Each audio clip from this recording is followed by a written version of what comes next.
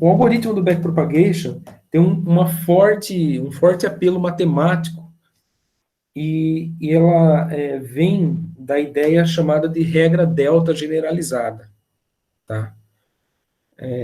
Que utiliza muito, né, a base de tudo isso é uma grande sacada da regra da cadeia. Regra da cadeia, beleza? Para fazer as derivadas, beleza? Nós precisamos derivar os erros para atualizar os pesos, derivar os erros na direção dos Ws, a fim de adaptá-los para que ele possa, então, conseguir discriminar classes, beleza? Em problemas não lineares. Tá? Então, a grande sacada disso é o uso da regra da cadeia, e nós vamos ver um pouquinho sobre isso, mas não vamos avançar, tá? Eu vou dar uma noção sobre isso, e aí isso vai ficar para um outro vídeo, uma outra oportunidade, beleza? Então, o backpropagation, então, tem duas fases, tá? A gente já meio que explorou isso, que a primeira fase é a fase forward, no qual você calcula o erro, beleza? E a fase backward, tá? No qual nós calculamos as derivadas do erro para tentar verificar para cada gradiente de cada peso um ajuste na direção de que isso minimiza o erro total dessa rede, beleza?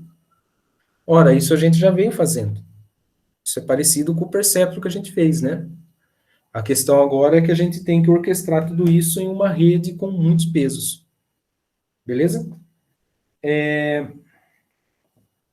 Pensando nessa ideia, então, eu vou pensar, eu vou seguir da seguinte maneira, né?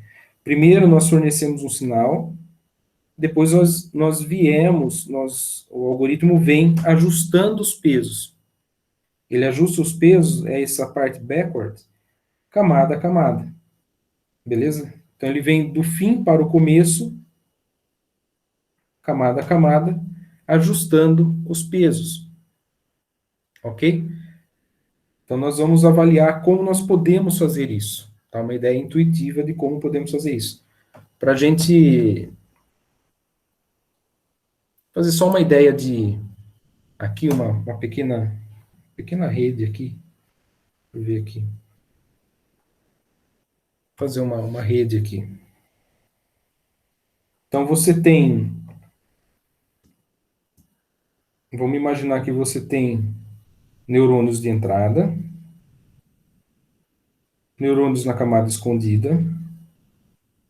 Eu vou fazer aqui 2 neurônios na camada de saída. De propósito aqui. Vamos ver. Deixa eu tentar melhorar aqui, peraí.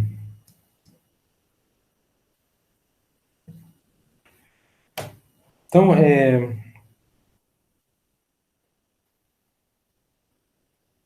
isso aqui acontece que eu tenho, então, completamente conectado, né? Eu tenho todos esses pesos. Então, cada conexão dessa aqui tem pesos envolvidos. Então, veja só que é bastante peso para a gente atualizar, hein? Tem um custo computacional para isso, tá? Custo computacional. Para que, então, né, você tenha... você pode ter saídas aqui assim, ó.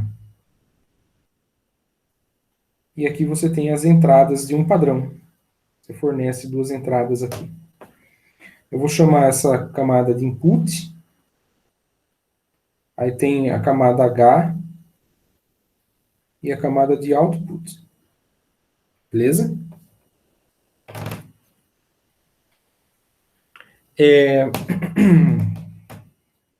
Veja só que eu coloquei 2 neurônios na saída, isso permite com que a gente gere, a exemplo do que eu vim mostrando agora, que a gente tem algumas saídas tipo assim, 0, 0,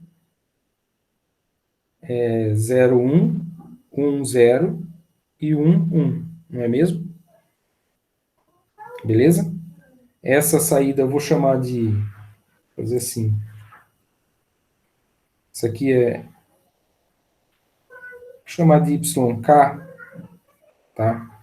E aqui YK mais 1, beleza? Então essa aqui é YK, YK mais 1. Então eu posso ter esses tipos de saídas. Então veja aqui eu poderia então resolver um problema com 4 classes. Beleza? A rede sofre um estímulo na entrada, ela vai soltar uma saída, né? E essa saída, se for 0, 0, o padrão pertence à classe 0, por exemplo. Beleza? Ou à classe 1, tá? Se soltar 0, 1, pertence à classe 2. Se soltar 1, 0, a classe 3. Se soltar 1, 1 é a classe 4. Beleza? Então, dessa forma, a gente pode classificar mais do que uma única classe. Aliás, desculpa, mais do que um problema binário com duas classes, onde era 0 e 1. Beleza? Tá, então, isso é só para entender, tá? Por que às vezes tem saídas desse jeito. Então, vamos focar em um neurônio aqui específico, que é esse primeiro aqui, eu vou chamar de OK. Tá no output, é o késimo neurônio do output, beleza? E aí eu vou chamar esse aqui de HJ, beleza? E aqui nós temos o peso W, esse peso é da camada de saída, de output, K, e provém do neurônio J, na camada escondida. Certo? Então, esse caminho, né, então esse estímulo, tá, tem uma força, né, um certo sinal, uma energia, e eu preciso, no fim aqui, computar os meus erros, beleza? Computar erros, e com base nesses erros, saber o quanto eu ajusto, quanto eu vou ajustar isso aqui, e esperançosamente isso deve ser ajustado contrário ao gradiente, beleza? Para que eu consiga minimizar, tá? O contrário ao gradiente da função de erro, para que eu consiga minimizar ou melhorar, adaptar um pouco esse WKJ, tá? Pernilongo aqui. Então, para isso, né, a gente pode pensar no seguinte, eu vou simplificar aqui, eu vou imaginar que vamos imaginar que eu estou olhando apenas para essa saída aqui, beleza? Eu quero tentar verificar esse erro. Então, igual eu comecei com o perceptron, lá nós tínhamos falado que você tem um erro, vou chamar de E aqui, que é calculado com base em você saber a saída desejada, menos esse erro, menos a saída da rede. Beleza?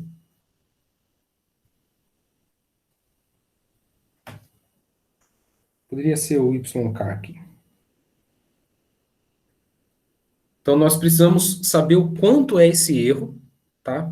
Quando está treinando, porque nós temos o rótulo de classe D. Nesse caso aqui, eu vou elevar ao quadrado. Beleza? Elevar ao quadrado o erro é interessante porque nós anulamos o sinal negativo. Beleza? Nós temos ainda uma medida quadrática do erro e anulamos sinais negativos. Ok? A partir dessa diferença. Em saídas como essa aqui, né, desse nível aqui, que tem vários neurônios de saída, o que se faz é o seguinte, nós computarmos um erro Ezão, que é igual a 1 sobre 2, o somatório de K igual a 1 até M, onde M é o número de neurônios dessa camada.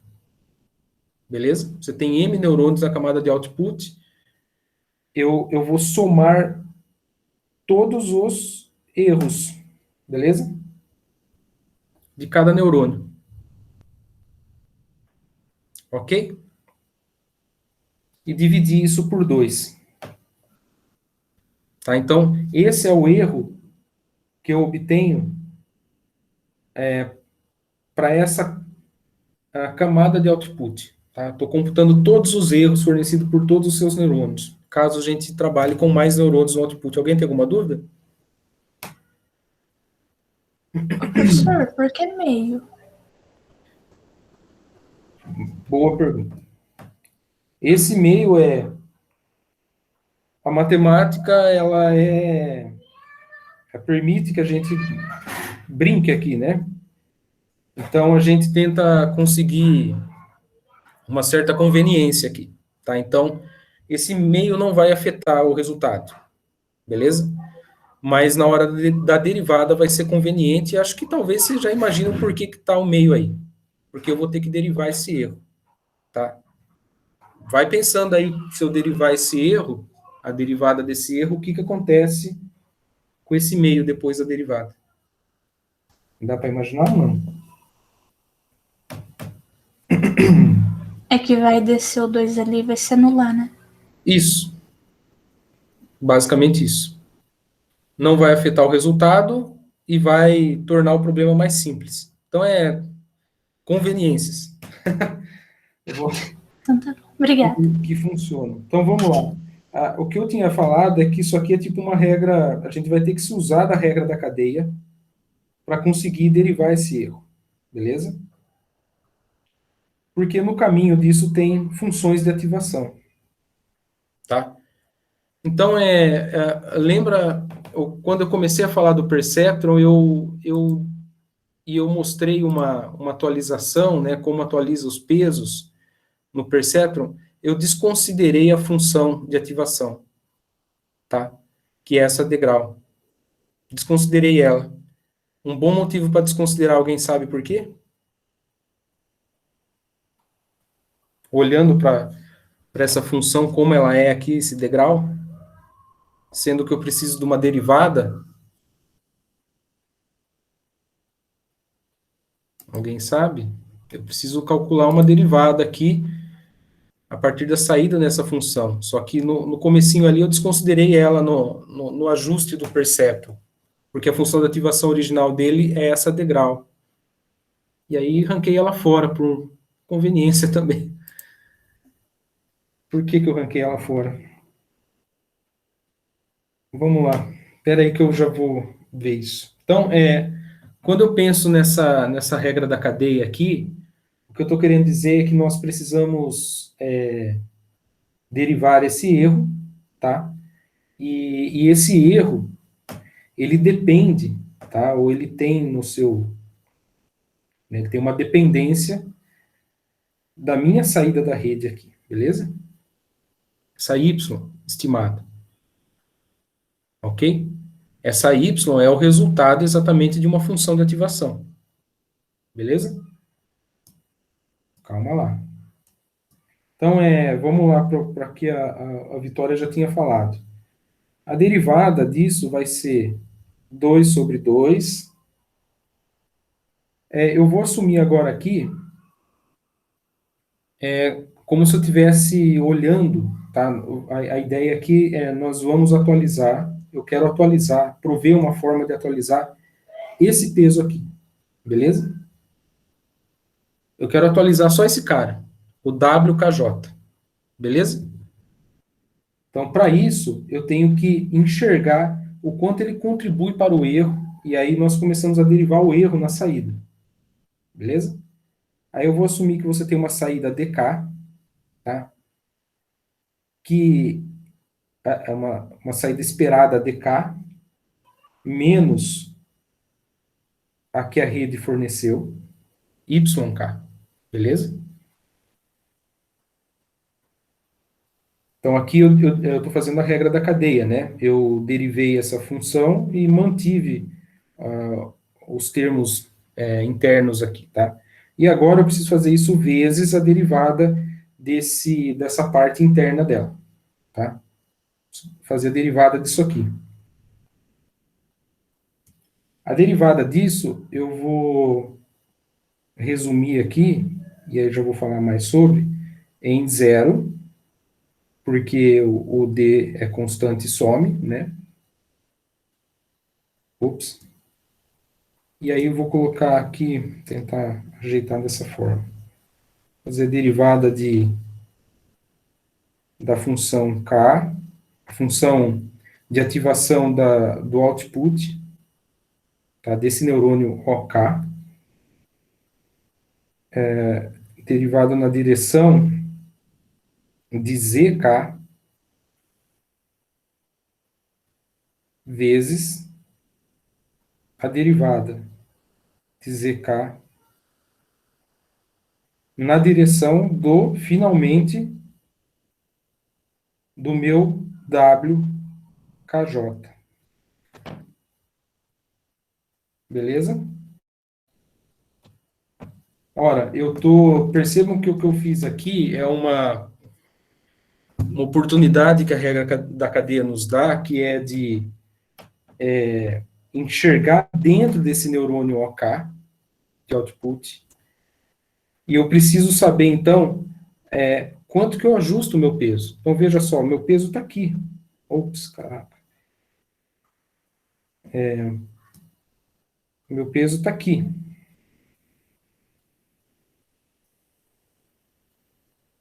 E aí, meu peso está aqui, que eu quero ajustar.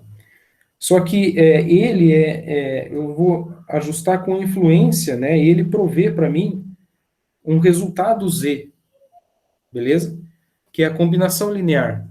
Então, eu posso observar aqui que esse Z é a combinação linear da entrada, tá? E eu também tenho uma função de ativação F no fim, tá? Aqui,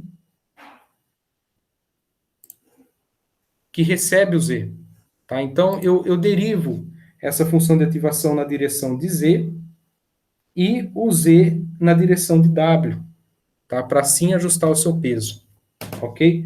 Então, eu estou usando a regra da cadeia para destrinchar o que tem dentro do meu neurônio, tá? É como se eu estivesse fazendo isso, se conectar, a saída se conectar com a entrada, tá? E até chegar a esse peso. Agora, veja só. Então, eu vou colocar aqui. Isso aqui... Meu Deus, calma lá. Isso aqui é a função de ativação. A derivada da função de ativação. E aqui é a combinação linear, dada de entrada para o output. Tá? Ele recebe isso e faz a combinação linear de suas entradas com peso. Tá? E esse peso é o que eu quero muito adaptar. Beleza? Agora, se a gente observar, né? Se nós observarmos o que é isso aqui, né? O que é essa derivada? A gente já conhece essa derivada, beleza? Lembra que eu acabei de dizer que eu arranquei para o perceptron a função de ativação e a gente fez algo parecido na aula passada, tá? E esse algo parecido forneceu para a gente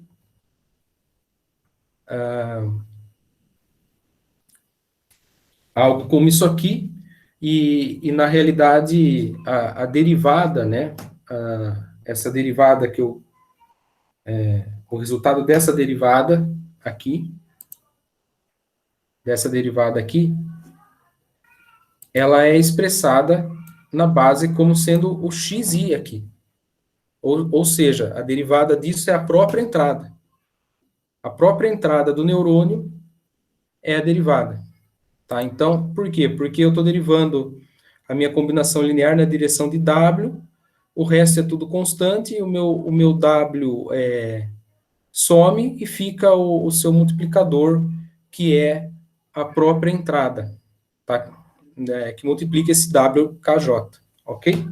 Então, para mim, a derivada disso aqui é HJ, beleza? Vou chamar de HJ,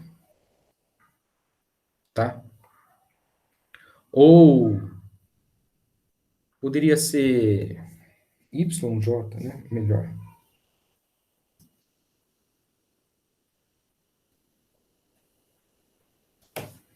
Beleza? Que é a saída desse neurônio HJ. Beleza? Ele solta um YJ aqui, que multiplica o meu WKJ. Beleza? Ai, caraca. Gente. Ok? Então, essa derivada aqui, na direção de W, é, para mim, só esse YJ. Ok? Aí a gente pode reescrever tudo isso da seguinte maneira. Nós podemos reescrever isso como sendo menos dk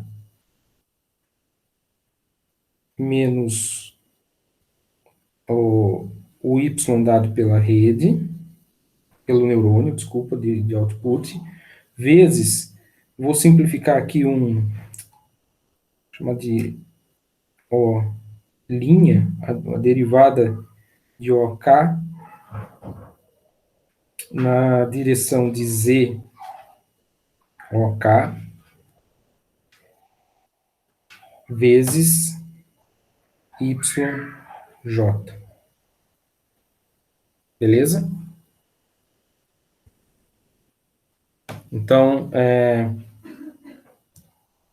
isso virou isso. Aqui cortou os dois. Então, essa é a conveniência, né? Cortou, já era. E aí sobrou aqui para mim essa derivada aqui, tá? Que é, expressei ela novamente de maneira mais simplificada, tá? É a derivada da minha função de ativação do output na direção de ZK, beleza? Que é a combinação linear que esse neurônio faz, beleza?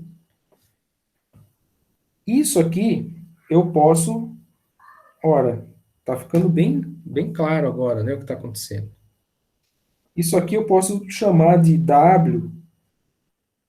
delta WKJ, botar um neta aqui, um HJ, não, peraí, um YJ,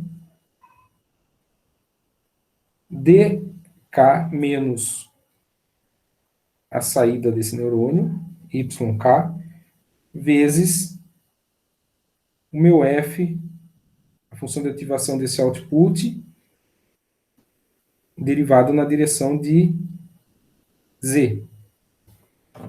Beleza?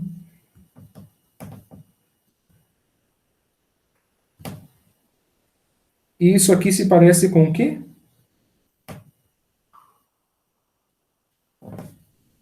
Então, esse último resultado aqui se parece com o quê? Tá? Exatamente com as regras de atualização do perceptron que a gente já havia tratado, beleza? Então, veja só a semelhança aqui, ó. Beleza? A questão é que agora eu estou considerando a função de ativação. Veja que aqui só tem um neurônio, a entrada é isso aqui, beleza? A entrada já é o padrão. Nesse caso aqui, a entrada é a saída do neurônio da camada anterior. Beleza? E aqui eu desisti da função de ativação.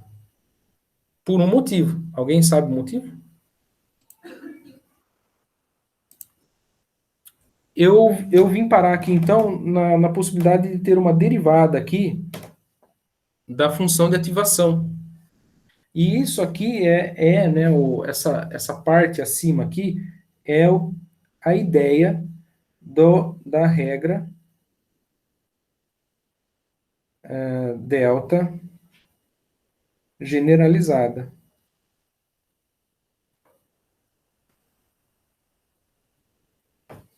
Beleza?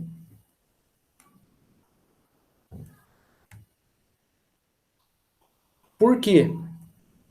Porque, ora, vejam só, ela permite que a gente crie uma forma de atualizar o nosso peso, tá? Isso aqui permite eu dar um passo na atualização do peso que liga o neurônio HJ ao OK, beleza?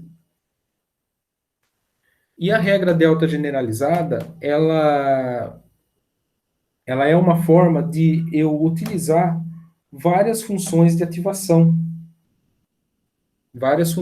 Diferentes funções de ativação.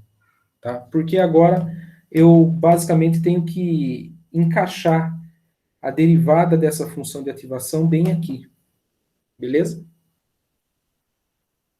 E olha só, quando a minha função de ativação é linear, no caso do Adaline, isso aqui é igual a 1. A derivada disso é igual a 1. Beleza? E aí ela nem aparece. Ok? Entretanto, na ideia de a gente embutir não linearidade, eu quero uma função não linear. Beleza? Eu preciso de não linearidades para eu conseguir trabalhar com problemas não lineares. Então, dessa forma, aqui nesse formato, eu posso usar de uma função de ativação não linear. Beleza? E aí basta eu usar a derivada dela aqui na atualização desses pesos do output. Beleza? Então, um parênteses aqui apenas. O que a gente viu essa regra aqui é para atualizar basicamente esse cara aqui em cima. Tá? O neurônio, o peso WKJ, que liga um neurônio da camada escondida com um do output. Beleza? Entretanto, a gente tem que atualizar também outros neurônios em camadas mais adentro. Beleza? Os outros neurônios também dependem dessa regra da cadeia. Veja só que a regra da cadeia ela vai alcançando aonde eu preciso ajustar, né, e verifico o erro e tento ajustar. Isso vai sendo feito adentrando, né, se eu quero atualizar agora os pesos da camada escondida aqui, eu tenho mais derivadas, porque eu preciso passar por mais funções de ativação e um outro neurônio para chegar até esse cara aqui. Beleza? Até chegar aí e atualizar esse cara. Tá? Então, nós vimos aqui essa saída, eu não vou tocar nos outros assuntos, né, na outra forma que a gente pode para alcançar esses outros pesos, mas é em função dessa regra da cadeia. Tá? Então, você tem uma pilha de funções de ativação aqui que devem ser, então, derivadas baseadas em regra da cadeia até que isso atualize esse peso W. Tá? Aí tem vários problemas envolvidos, depois eu toco nesse assunto. Tá? Funciona, na teoria, lindo, mas tem alguns problemas práticos aí. Isso também reuniu forças para se criar o tal do Deep Learning. Tá? O Deep Learning resolve alguns desses problemas que existem nessas MLPs. Alguém tem alguma dúvida? Então,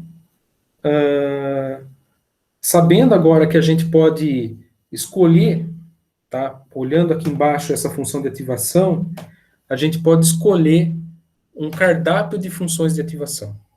Tá? E eu quero usar funções não lineares para eu embutir não linearidade no meu modelo, tá? Ajudar a embutir isso.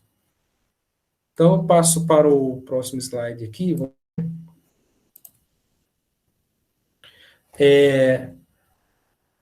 O treinamento das MLPs demandam funções diferenciáveis. Então, primeiro ponto, veja só, eu estou colocando no meu bolo aqui uma função que eu preciso derivar. Então, no mínimo, ela tem que ser diferenciável. Tá? Então, eu tenho que usar uma função não linear, com características convexas, e que seja diferenciável. Beleza?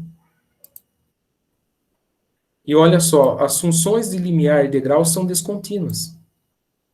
Então, no início eu deixei de lado essa função, por quê? Porque essa função degrau aqui, ela é descontínua. Tá? Ela não é uma função contínua, não é diferenciável por conta desse degrau. Beleza? Então, não posso usar essa função de ativação, porque ela não tem derivada. Beleza? É indefinida.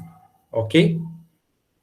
Então, eu utilizo funções diferenciáveis e que sejam contínuas. Beleza? Então, o motivo de eu não usar a função degrau é porque ela é descontínua.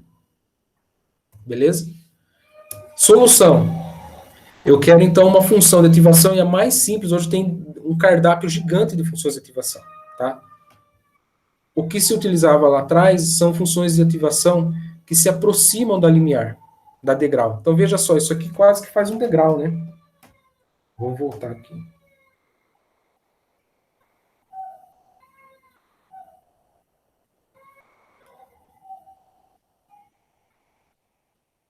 Cadê o negócio aqui? Achei. Então, olha, a função degrau seria algo como isso, né? E esse tipo de função sigmoidal aqui, tá? Uma função sigmoide aqui, ela aproxima isso. Entretanto, ela é suave, tá? E provê diferenciabilidade nos seus limites, beleza? Então, nós utilizamos inicialmente lá essas funções baseadas em sigmoide, funções logísticas que criam curvas suaves dessa forma aqui, tá? Isso é interessante em vários pontos, né? Ter essa suavidade para correção de erro e tudo mais. E uma outra coisa conveniente também é que a derivada dessa função, isso aqui é tipo y, né? A derivada dessa função, tá? O y derivado é igual a y igual a 1 menos y. Essa é a derivada da função sigmoide. Beleza? O que para a gente é muito conveniente. Nós temos todos esses valores facilmente na rede. Beleza? Ou seja, esse y é a própria saída da função. Nós temos esses valores fácil. Então, a derivada dela pode ser inserida, né, ela pode ser inserida nesse local aí, nesse local aqui embaixo, beleza? Nesse lugar aqui, e esses resultados, né, esses valores de y são fáceis de obter, beleza? Então, essa é uma forma primordial para a gente ter as MLPs funcionando, atualizando o peso e funcionando de maneira não linear. Beleza? Alguém tem alguma dúvida?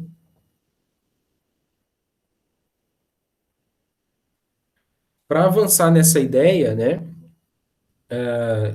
nós vamos deixar para uma outra oportunidade, né, mas não vou adentrar exatamente em como a gente adapta todos esses pesos, mas essa é a regra geral, né, e que influenciou, né, o uso dessa regra delta generalizada, e com a oportunidade, então, da gente usar funções de ativação que sejam não lineares e diferenciáveis para que a gente possa, então, tratar problemas não lineares. Tá? E a MLP consegue fazer isso com bastante maestria, beleza?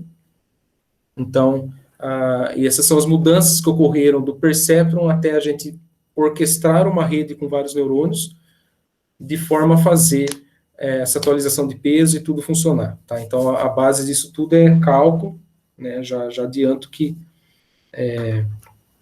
tem muito cálculo por detrás disso ainda, eu dei só apenas o exemplo de um uma correção aqui de maneira bem generalista ainda, né, tem vários detalhes aqui, mas aí isso fica para uma próxima vez para avançar nisso. Queria falar de algumas coisas interessantes que são dessa forma, essas MLPs são aproximadoras universais de funções. Então, ela pode se aproximar de qualquer função não linear. Tá? Ou seja, isso lá na década de 80, tudo 90, dava a ideia, principalmente para o ramo da engenharia, de que isso era extremamente poderoso. Tá? Entretanto, com o tempo e na prática se percebeu alguns problemas. Não vou abordar especificamente os problemas, esses problemas levaram a se criar outras redes e a fundamentação, por exemplo, hoje avançou para Deep Learning fortemente, resolvendo problemas que existiam nesses gradientes aqui. Existem alguns problemas dos gradientes nas MLPs e isso foi resolvido com Deep Learning, beleza? Com essa ideia de aproximação universal das funções, né, aproximadora universal de funções, eu tenho um exemplinho bem simples aqui, tá? De um problema, tá? Onde você tem valores de temperatura e de umidade, tá? E com base nessas temperaturas e umidade, medido do tempo mesmo, tá? Você pode compor uma medida chamada de ITU, tá? Que tem a ver com conforto térmico, tá? Principalmente para a área animal, área de pecuária, de aves, etc. Tá? Então, na literatura, o cálculo desse ITU se dá por essa forma aqui. Essa é a fórmula do cálculo de ITU. Beleza? Então, ele pega a umidade relativa, que nós temos na tabela, e pega a temperatura ambiente, que nós também temos na tabela. Aplica isso na fórmula, e ele te dá o ITU. Tá? É o índice de conforto térmico. Beleza? Se você tirar a função de ativação da rede, tá? E treinar a rede sem a função de ativação, então a função de ativação ela coloca o resultado entre 0 e 1, por exemplo, ela limita o resultado. Tá? Ela pode limitar o resultado. Tá? Exemplo do que a gente acabou de ver. Mas se você não usar a função de ativação, uma MLP pode funcionar como uma regressão, ou seja, ela tentar atingir resultados que são valores reais. Então, a minha ideia aqui foi rodar, né? Veja só que o resultado do ITU está nessa última coluna. Cor feia. Outra aqui. Então, na minha última coluna, eu tenho o resultado calculado, que é determinístico, né? Calculado por essa equação. Tá? Então, para a temperatura de 28,8 e 82,8, o ITU é 71,5. Ok? Então, isso é determinístico. Eu sei porque eu tenho a equação. Tá? Agora, veja só. Eu treinei uma rede neural que foi exagerado, confesso, com 20 neurônios na camada escondida, duas camadas escondidas, tá? Uma com 20 neurônios, a outra com 10 neurônios, e uma taxa de aprendizado de 1, beleza? Taxa de aprendizado de 1. E eu forneci para ela, tá? Como conjunto de treinamento, várias temperaturas e umidades e o resultado do cálculo do ITU. Beleza? Aí eu treinei, ajustei os pesos, peguei esses pesos e tentei estimar os valores de ITU sem uma função de ativação, tá? Para ver se ele alcança, em função das entradas de temperatura e umidade, o número real que representa o ITU. E aí, olha só, para essa rede com duas camadas escondidas, uma com uma carreira de 20 neurônios, a outra com 10 neurônios, taxa de aprendizado de 1, tá? Essa taxa de aprendizado é o eta, tá? eu alcancei resultados muito próximos daquele dado pela própria equação. Tá? Então, ó, o primeiro aqui ele cravou, o segundo quase, o terceiro também quase, esse quase por uma casa decimal apenas. Tá? E aqui tem o resultado das amostras, né? Foram 15 amostras de teste, e em vermelho é a predição, e em azul é o cálculo de TU dado pela equação. E veja que a ideia de aproximar funções é que a rede basicamente acerta ou crava exatamente esses valores. Então, a rede MLP também funciona como regressora, basta não usar a função de ativação no fim, tá? E algumas coisinhas a mais. Então, veja só, se eu desconhecesse, tá? Eu sei qual é a equação do ITU, mas se eu desconhecesse essa equação, ou você tem problemas que você não tem como matematicamente formular uma equação, beleza? Não se sabe qual é a função, né, que consiga modelar essa natureza do problema. Você consegue, então, tendo algumas amostras de resultados, ou um conjunto de treinos significativamente grande, com vários pontos e os resultados, fazer aproximações de maneira a estimar esses valores. Então, aqui no caso, eu sabia qual é o resultado correto, eu sei qual é a equação, e veja só que ela praticamente crava a equação. Então, veja que diretamente ela desconhece essa equação. Não sei da natureza dela, a rede, beleza? Mas ela, a partir de exemplos, foi capaz de fornecer valores que são muito próximos dados pela equação. Ok? Ela foi treinada para aprender a dar esse resultado. Tá? Então, isso é uma grande, bastante interessante, tá? Nessa área. Eu deixo aqui para vocês, a dica que eu dou é que eu fiz isso no ECA, tá? Então, o ECA, não falei sobre o ECA para vocês, porque a gente ficou no Python, mas o ECA é um pacote de machine learning em Java, muito legal de trabalhar, é bem didático, tá?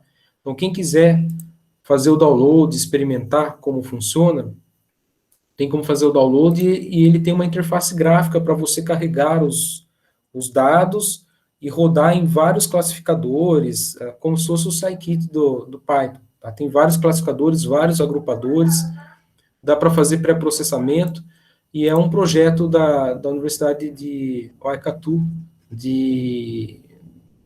da Nova Zelândia. Tá? Então, quem quiser, né, vou deixar o link para vocês, eu rodei isso no ECA, por exemplo, tá?